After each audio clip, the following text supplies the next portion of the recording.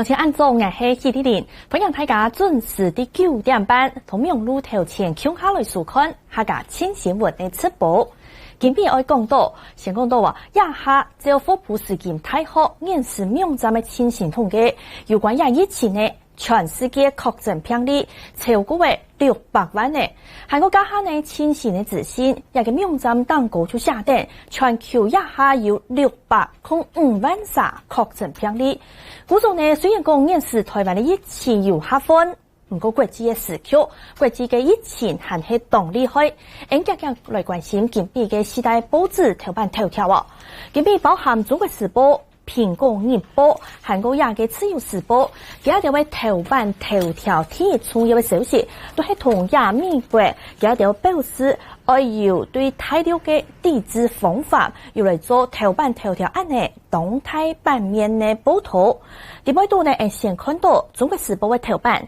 一篇标题是下定，川普要新的措施来抵制韩国呢来制裁大陆。一篇讲到要撤销香港特殊的待遇，宣布退出 WHO， 也是就因为呢，美国、韩国、中国两片碾压起来。做就唔係新嘅事情呢，就因為呢對先前一個美國總統川普提出緊批評，一個 WHO 本中國卡定呢，就受到中國的控制 ，WHO 冇辦法針對亞百嘅武漢肺炎嘅疫情做出嚟清跌檔嘅做法，包含先前要控制疫情，韓國高後嘅當道原因。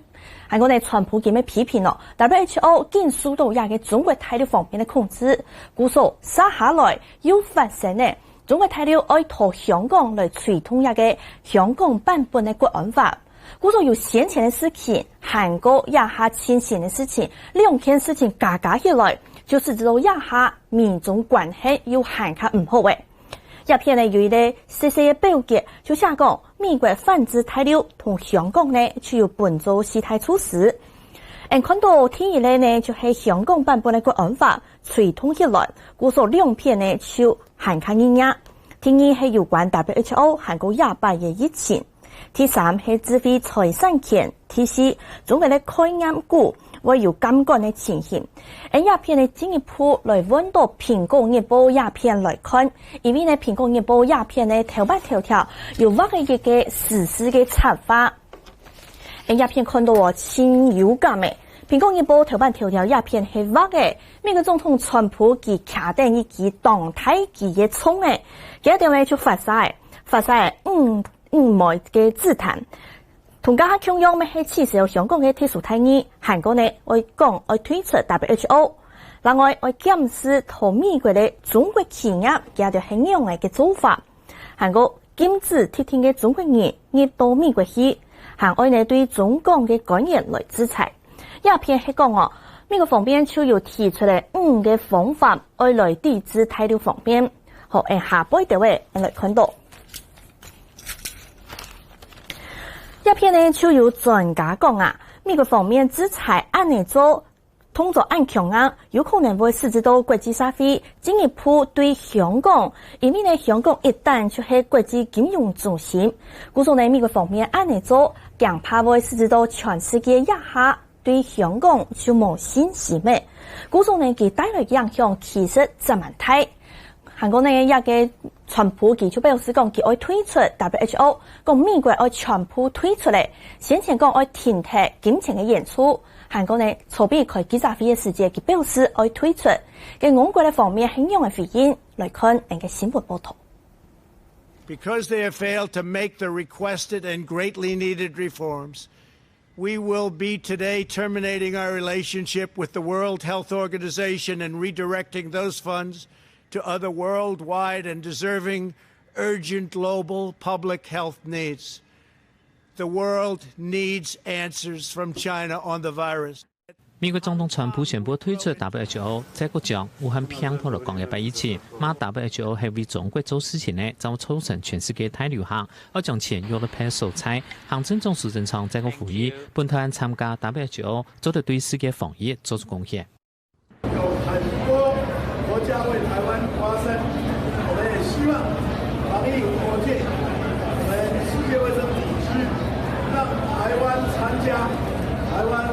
更能做贡献。美国如果真的退出了世卫，那世界可能还要再做一个建立一个大家互相能够信赖的一个平台，让未来如果有新兴的疾病的时候，能够更迅速的来反应。新闻讲美国推出 WHO 会影响到台湾持续推动参加 WHO 复会事情末，外交部代表讲会透过无腔检讨，了解美国行动的后续影响，注意等后续发展，提出对台湾亲和策略，同其他国际朋友合盟会。鏡頭對亞嘅 WHO 事件，國際方面轉到喺台灣國內。繼續來看《蘋果日報》呢，鴉片地度內亞就有作為亞嘅籌備呢，指揮中心亞櫃台稱呢指揮官員見到許多奶呢，鴉片係用於中途喎，係講陳時中韓國呢台南市長王偉在，韓國呢後輩又有亞嘅指揮中心嘅官員見到許多嘅台南。籌備呢就係嘅當道素材，許多奶。鴉片呢，陳時中就係受到各界嘅歡迎，有人獻花，韓國呢粗彩的昂記路嘅事件，你看見到草定亞種有無黨嘅巴士咯，韓國呢下輩就有櫃台稱嘅民眾呢，對見到見無險險，韓國呢係見到愛加油。下輩第3張相片，鴉片係看到乜嘅呢？所以講王偉在呢就同陳時中韓國指揮官員講呢，去到台南唔好做一般的皮鞋嘅，而揾做一種拖鞋。故作呢籌備陳時中韓國指揮官員見到呢就係做拖鞋，向下去昂亞斯嘅。唔過呢，第二度我看到一隻親神奇嘅，就係陳時中佢做得慢嘅，係做一個拖鞋，色彩親神奇。故作呢籌備去到台南嘅時節，佢去又表示講防疫殺下來。各界還係愛請強心做唔得海態，就係愛來示範防疫新生活，因為同按多防疫的規範同佢內化，變做人當自然的一個經營嘅習慣。接下來基本佢還會上班的時節去到台中，工作前一個，佢哋下晝指揮中心嘅記者會會產前1點鐘，也就係下晝1點就開始來開。好，接下來民生方面，看到鴉片呢，就有講到超商後日就會來開始賣作業物嘅，因為呢，也作業物嘅禁令差唔多10多件，有40年按久嘅。關於嘅疫情確定，故所指揮中心嘅宣布也嘅作業物嘅禁令愛做得並用，接下來超商就有好賣嘅。鴉片咪有講到大賣場、天光日會先開放俾大家來買。韓國天集團會先賣出一個倉庫地位度庫存的中國做一隻差唔多呢就愛10元價價。韓國呢當到超商一下對籌備意思就已經開放本大家先去做本呢，一家是要賣到幾貴呢？來看到50隻係賣299元。唔過呢，一個作業物嘅機制，接下來就會恢復本自由市場來決定呢。一條錢作業物要賣幾多錢呢？就係由各間超商無超量販店自家去決定。天光日無超後日就會開始來做運，開始來賣，就係民生方面的消息。好，繼續來看到嘅係咩係民生方面咯？睇下都講5月嘅係報稅嘅5月嘅。從前邊就係5月30日、5月嘅清明1日咧，天光日係6月初1，咪係納房建稅，冇超房屋稅嘅清明1日，天光日就係6月初1咧。聯合報嘅內頁一篇有報道，講今年呢有色彩東東年去申請房建稅，較慢再過來納。韓國呢鴉片呢就頭擺忙是有按嚴重嘅情形，因為呢就有13000人填申請案呢，係希望講房建稅做得分期無超戰後再過來納，影響嘅金額差唔多就有3億7千萬元。最厲害嘅就係新北市嘅鴉片呢就有講到稅收按算會少達80億元，也最厲害影響到嘅就係新北市嘅財政嘅。新北市長侯友宜記頭議會嘅時節，佢就是講，今年因為疫情嘅關係，按算新北市嘅稅收就會少加86億元。韓國市政府把債改96億元，數年一次就減少，故所呢要按多錢會見拿出去，財政聽錯會有動態嘅負擔。嗰件事呢，本單財政就很棒棒嘅，韓國唔是講100嘅疫情對當道素材都造成了前台嘅影響。下波我提醒乡亲朋友係有關交通運輸方面的消息。一篇講呢，高鐵呢就唔會來賣自由車，也係標題。一篇寫得陳時中希望呢提醒大家啲亞博嘅愛同防疫的安度習慣，同佢變做人經驗當重要嘅一種自然的反應，也就係呢愛看防疫的習慣有內化冇，再過來影響到後續有安度嘅乜嘅防疫規範愛並用。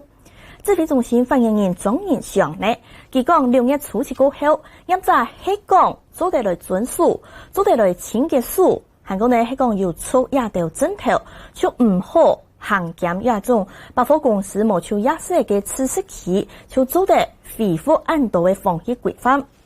韓國6月大嘅時間差唔多6月24、25就會開始了5月節嘅連續假期嘅，到時節高鐵鴉片嘅查票，而用嘅買，用嘅買。先前開放俾大家去租運，佢哋買到嘅也係實名制。唔過就因為先前指揮中心有公布講6月初期起始，也嘅買大茶單嘅按度嘅防疫規範而並用。唔過高鐵鴉片就有下講哦，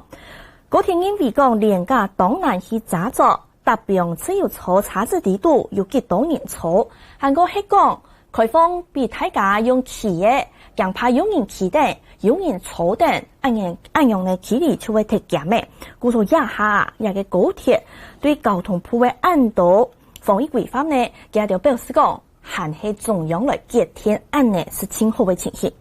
另外6月24到28暑運期間，佢哋賣出去嘅茶單呢係全茶對好坐。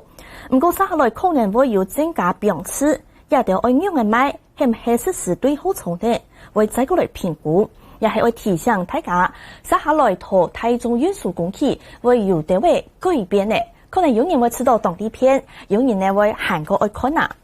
前面來看到自由時報，自由時報一篇呢，我會同大家來整理嘅消息係籌備指揮中心來公布講，現時針對武漢肺炎重症嘅片方，一下呢食藥署就開放，有一個藥嘅按照水的時微，準水的時微也種藥嘅做得輸入台灣嘅。